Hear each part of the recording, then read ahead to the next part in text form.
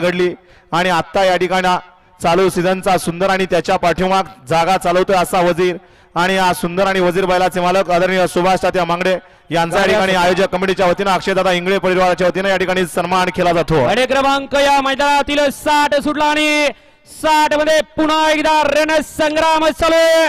कोण होतो या ठिकाणी 60 मध्ये गट विजेता अतिशय सुंदर आणि बाजी मारली रंगारेवर सुरवडीकरांनी। वळवा चला 61